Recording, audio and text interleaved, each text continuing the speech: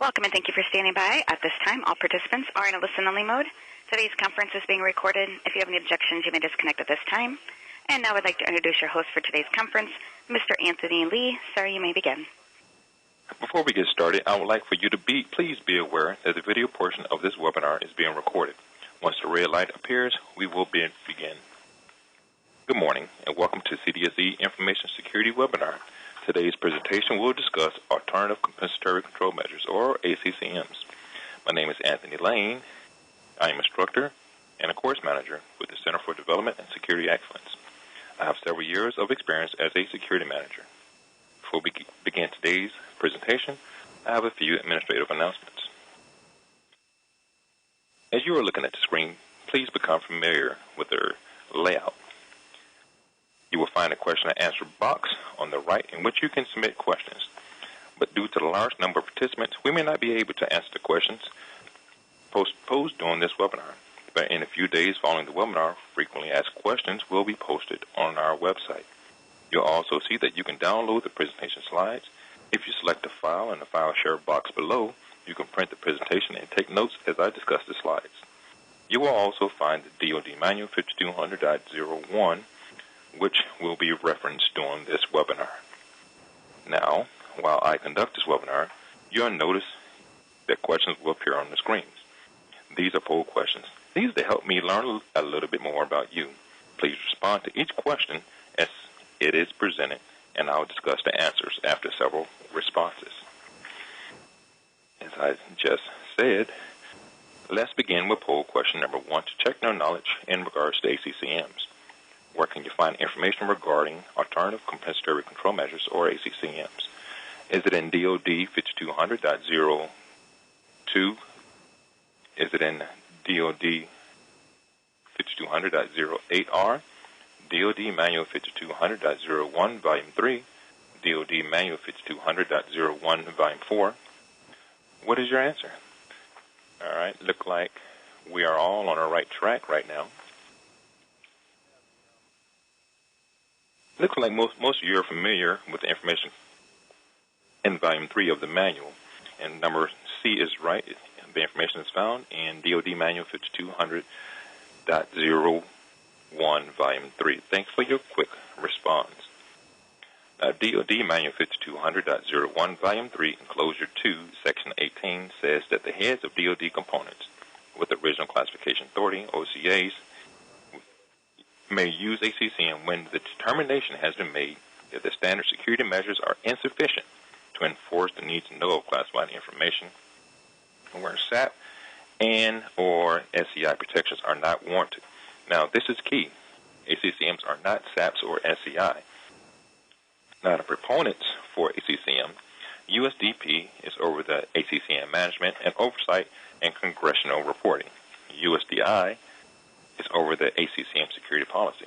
Now, given this sharing of ACCM responsibility, staffing elements in USDP and USDI will implement mechanisms or policies to ensure transparencies of all ACCM actions. Now, when approving an ACCM, we have already established that the heads of DoD components may approve ACCMs to use of classified information on which they have authority over. But prior to the establishment of ACCM, they must also look at several items, such as what is the criticality of the information that they're trying to protect, what is the sensitivity, and what type of damage would it cause to national security, what is the value of the information that they're trying to protect, and they're going to also analyze the threats, both known and anticipated. They're going to determine the vulnerabilities to exploitation, and they're also going to assess the countermeasures and cost benefits. Now, why would an organization use an ACCM? All right, these measures can be used to assist in enforcing the need to know of classified DoD intelligence matters, classified operations or sensitive support, and other non-intelligence activities. ACCMs are also used to preclude the duplication of unclassified nicknames and to ensure nicknames are consistent with policy. A roster or listing of all personnel accessing ACCMs will be maintained by the control officer. We're going to talk about who that is later on. The access roster will list individuals who are active and those who are currently inactive. It is important to note that ACCMs are not to be used for the acquisition programs or activities progressing through the acquisition process. Now we will discuss some prohibited security measures. It is prohibited to use personal security investigation or adjudicated standards that are more stringent than those normally required for a comparable level of classifications. In other words, you do not use the stringent security measures that we will use for a SAP or SCI program. Some additional security measures, using code words or other abbreviated approvals of the nickname. It is also prohibited to use specialized non-disclosure agreements. And lastly, we are not allowed to use a billet structure or system that controls the positions or number of persons that's going to be afforded access to the ACCM. Now let's discuss some prohibited usages of ACCMs. Do not use the ACCM for NATO or non-intelligence foreign government information or FGIs. There are some exceptions to this policy. For NATO, usage can be granted only by the Secretary of Defense. For non-intelligence FGI, usage may be granted only by USDP. It is also prohibited to use ACCM to protect classified information in acquisition programs. ACCMs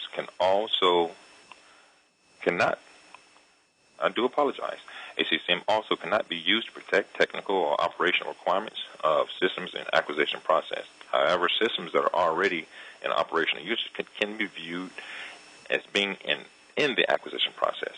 Now, material or operational systems that are fielded in items, not items in the acquisition process, and improvements into field items are eligible for the ACCM status as long as they are properly justified. An ACCM cannot be used to protect restricted data or formerly restricted data or ComSec, SCI, or SEP information. ACCMs cannot be used to protect unclassified information. Now, unclassified information. There's other programs that are already in place for the ones that I just mentioned above. ACCMs cannot be used to preclude or impede congressional, Officer of the Secretary of Defense, OSD, or other appropriate oversight or programs, command functions, or operations. ACCMs cannot be used to justify funding to procure or maintain ACCM's communication systems. Now, poll question number 2. We just discussed the prohibited usages of ACCMs. This poll questions I would like for you to consider: which are approved uses of ACCMs?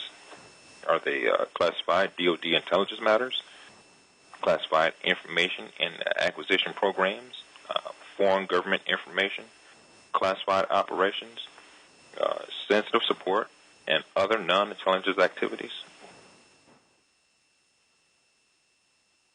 All right, all of our answers, we're on the right track. This is not a trick question, but our answers are, we can choose more than one answer also. There we are. We're on the right track now. All right, the answers are A, D, and E. Thank you very much for your quick responses. We're on the right track. A, D, and E. Now, next we will be discussing some roles of an ACCM sponsor. In this next poll question, I would like for you to think about the position that qualifies as the ACCM sponsor. Who can an ACCM sponsor be? A general or flag officer, a senior executive or equivalent, or all of the above? All right. All right, well, less than 1% of us have chosen senior executive equivalent. It's all of the above, and which is correct. Now, some of our documentation or correspondence, this is what we're going to discuss to establish a ACCM. First, the use of ACCM must be approved in writing. The designation of an ACCM sponsor is afforded to the position and not to the person. At a minimum, will be a general or a flag officer or a senior executive equivalent who has OCA at the level or higher than the information that's being protected by the ACCM. The documentation will also designate an ACCM control officer who is the organization's point of contact on all matters concerning the ACCM. The correspondence will also include the effective activation date and the expected ACCM duration, as any planned participation by foreign partners. The ACCM sponsor will also develop and distribute a program security plan, a security classification guidance, also a participation briefing. At a minimum, the briefing will address information that's going to be pertained within the ACCM. Now, just like many of our DoD programs, ACCMs are really no different as it pertains to annual reports.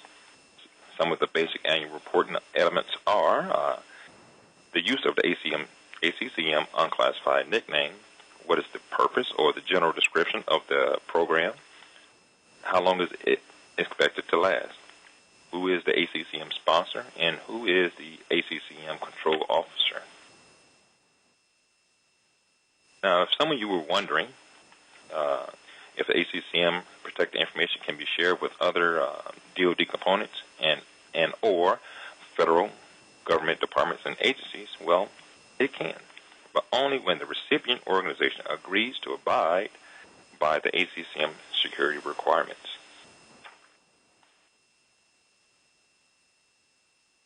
Poll question number 4. Are DoD-sponsored contractors allowed to have access to ACCMs? Yes, no, or does it depend?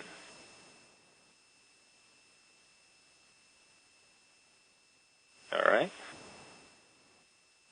We're back and forth, but we do have some good answers. All right. Thank you. The answer is it really depends. Now, DoD contractors may participate in ACCMs only when such access and associated security plans are identified in the DD Form 254 Contract Security Classification Specification. It must say it in the DD 254.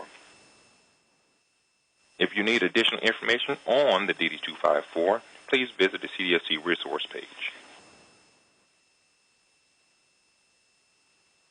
Next, we're going to discuss the requirements for maintaining an ACCM program. First, as an ACCM sponsor, you must maintain an updated listing of primary and alternate ACCM control officers. The ACCM control officer will maintain an updated ACCM access control list. Additionally, contact between organizations will be between the organization's ACCM control officers. Anyone that needs or required access to ACCM protected information will receive specialized refresher training on an annual basis. These are just some of the minimum things that will be covered during this training. They're going to cover some of the procedures for access, the control measures, properly transmitting and transportation of ACCM information, the various methods for storage, the information. They're going to cover the marking requirements, and it's also a good practice to have individuals sign an acknowledgement of training and to also maintain this in their training folder. Additionally, to maintaining an ACCM program, your documentation, also the security plan and the security classification guidance, it must be maintained updated at a minimum of every 5 years. The ACCM sponsor will also provide the following information concurrently with the ACCM annual report: a listing of primary and alternate ACCM control officers, any updated ACCM documentation or confirmation that the program documentation has been reviewed and it is also current,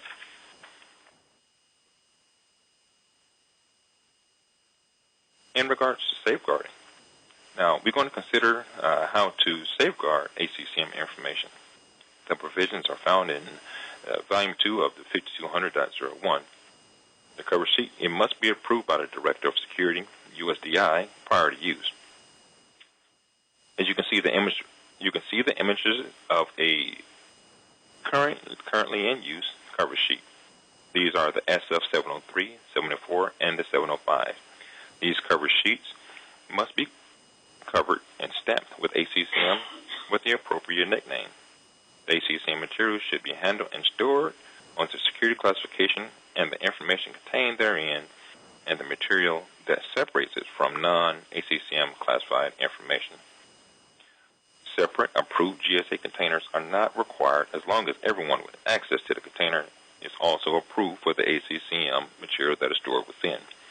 But measures to help separate the non-ACCM material, classified material, and the ACCM classified material, you want to separate those by the control drawers, or just make sure that it is properly identified by all persons.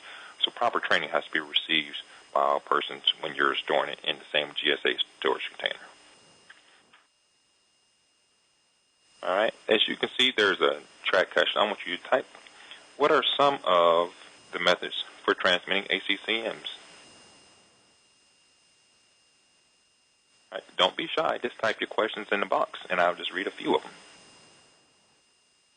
You go by SIPRNet, JWIX, Decoria, Secure Fax, Secure Email. All right, we're really on the right track. These are a lot of the ways that we can transmit.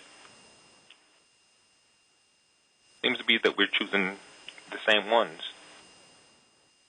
That we all know our information. That's right.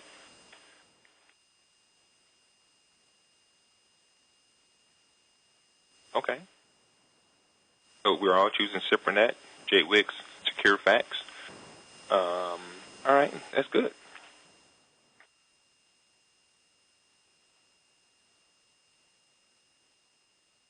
In regards to transmission and transportation, ACCM information will be transmitted just like any other classified information at the same classification level, but with some modifications. You'll mark the inner envelope with the appropriate classification caveat, ACCM, with the assigned nickname and address to the attention of the individual that is going to be authorized to access the ACCM information. In regards to the DMS and using the ACCM nickname, the nickname will be used in a text message of the traffic or the cover sheet accompanying the secure fax transmission to assist in alerting the recipient of the transmission that involves the ACCM protected information.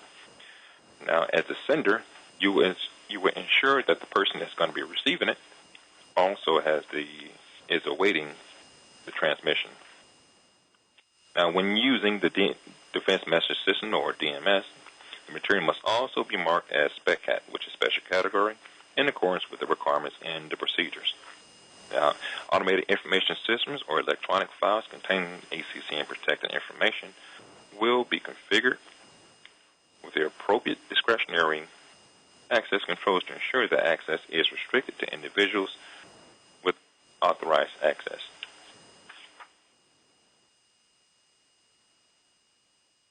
In regards to portion markings, as you can see on the top of the screen, the banner marking, that is being used. ACCM's protected information. It is the overall classification and the caveat ACCM and the program's nickname. In this example, on the screen, as you can point out, the classification level is secret, followed by the caveat ACCM and the two program nicknames, which is fictitious effort and T-leaf. We're going to use a hyphen without interjections, or we're not going to separate it. There's no space in between. ACCM and the caveat and the program's nickname. So we're going to use secret / ACCM, no space with a dash, fictitious effort, and we're going to close that out. Now, if more than one nickname is going to be used, you're going to separate them with a /. So as I just said, secret / ACCM, no space with a dash, no space again, fictitious effort, and then the next code name will be T-leaf. On the full nickname, may be used after the ACCM. No abbreviations such as digraph or typographs as nicknames may be used in place of the full nickname in the banner line or the portion markers of the ACCM information. Now, if any of you attended last month's webinar, we discussed security incidents. We will now talk about security incidents as they pertain to ACCMs.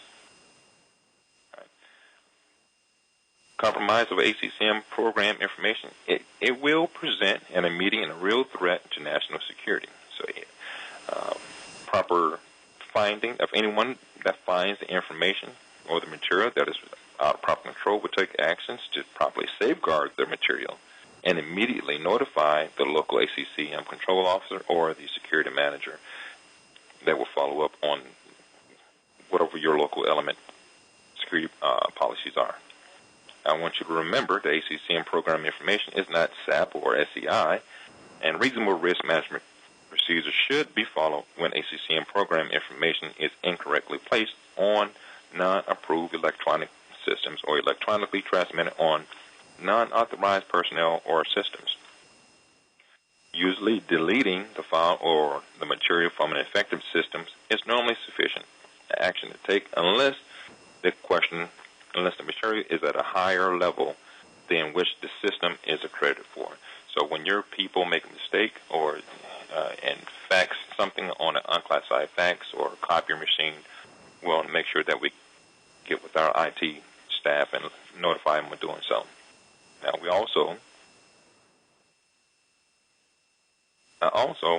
going to make the proper reporting and inquiry and investigation. A damage assessment will be conducted per the guidance contained in the DoD Manual 5200.01, Volume 3. It's also located in Enclosure 6. Reports containing ACCM information will be handled in accordance with the requirements of this manual. Now, Section 13 of Enclosure 6, this manual, it states that action should be taken if unauthorized personnel are inadvertently afforded access to ACCM information. You're going to remember that inadvertent disclosure forms are not used as for ACCMs. They are used for a SEI or a SAP program. Now, at any time that the program sponsor knows that the ACCM is nearing its end and it must be terminated, as I stated earlier, that the notification must be submitted in writing within 30 days of doing so. Now, also, if at any point in time that the ACCM requires further protection, such as being transitioned into a SAP program, authorization to establish a DoD SAP, it must be requested in accordance with the DoD Directive 5205.707, which is also the Special Access Program policy.